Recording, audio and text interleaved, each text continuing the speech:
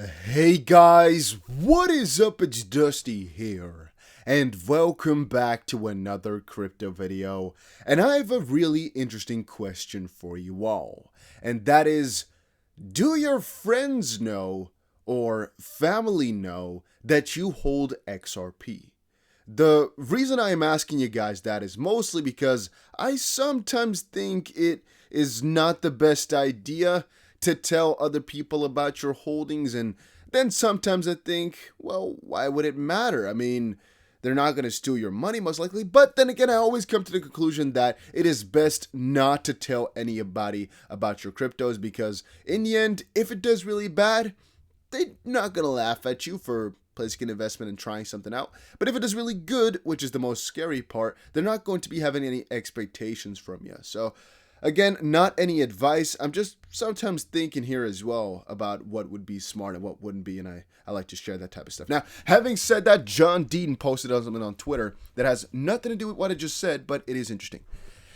At the last count that I'm aware of, over 1,300 businesses accept XRP as a payment currency. That number is much higher today when you consider individuals who accept XRP as a form of payment for goods and services, i.e. content on Coil or YouTube. I still yet have to be paid, I guess, by somebody in the form of XRP. I still have never gotten paid, but maybe eventually. The number is huge. And that's a reply to James Rule, who earlier stated some very old news. Travala.com accepts the crypto XRP for payments. XRP is not a security. Hey, John Deaton, more proof. Now, once more, this article or this debacle comes from 2018. Not exactly why he's bringing it up right now, but I guess John Deaton maybe liked that or wanted it for his, I don't know exactly what he would want it for. One thing is, a lot of people said it takes a really big fee. Only one way said here. Another interesting thing, check out how much XRP it takes to pay the $20 in their example.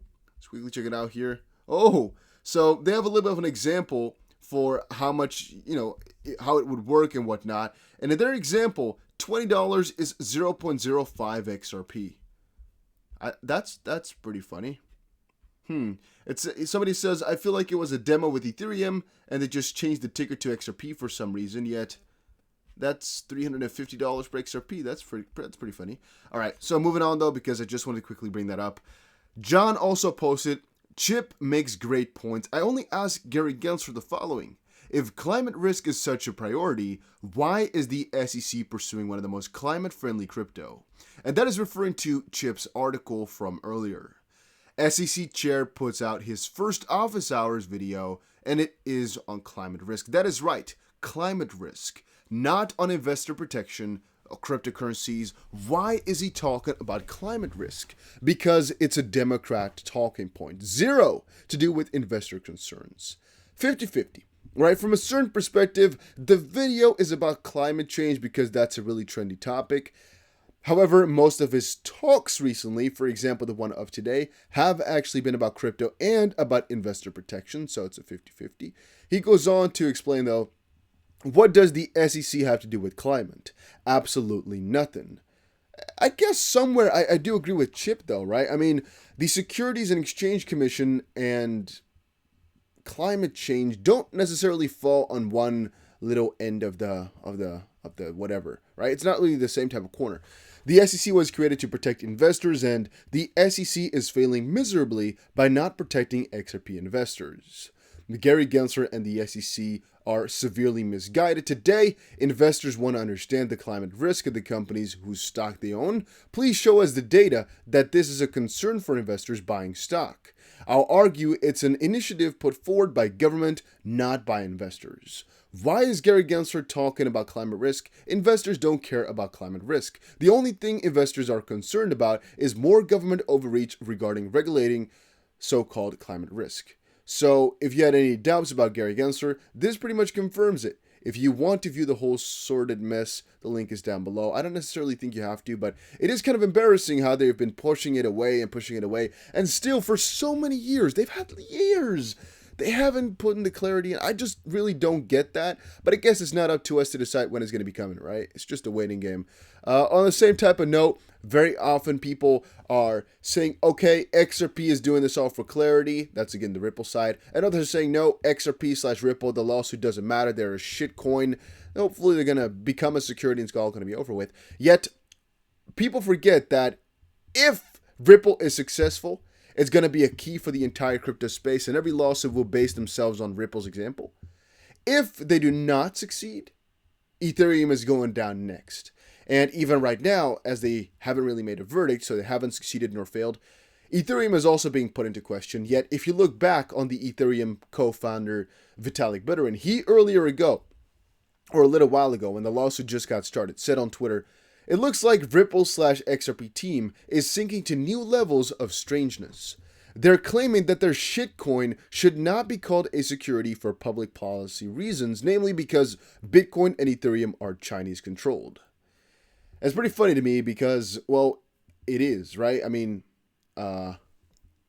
Ethereum and Bitcoin were mostly Chinese controlled, so I'm not exactly sure what his back and forth was meant to be.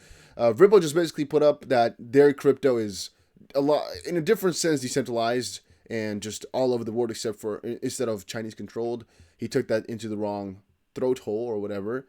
It's pretty interesting. It's pretty strange, the whole entire situation. By the way, guys, the price, in terms of price, what is going on? What are we doing? Yeah, I can't tell you guys that I'm extremely happy right now with the way that the price is moving along. Let me quickly actually refresh the website because I've having it open for a little while. By the way, it's, as you can most likely see, middle of the night. It's pretty damn late. I want to quickly check here how the price has been performing. No, we've actually fallen down even a little bit lower on most of these. Let's quickly check out XRP, though, because I'm seeing its dot. Yeah, XRP has been falling down significantly here. I think we've actually fallen down below the trend line as well. I'm not exactly sure why the trend line is not in this chart. I think it's a different one that we had open before. That's too bad. So I can't really show you guys the chart for right now. I guess you would check it out a little bit later, though. We're coming back to this important point. Ooh, no. Okay, we'll talk about the price a little bit later. Not for right now. I don't have enough info to give you guys, so we'll do that later.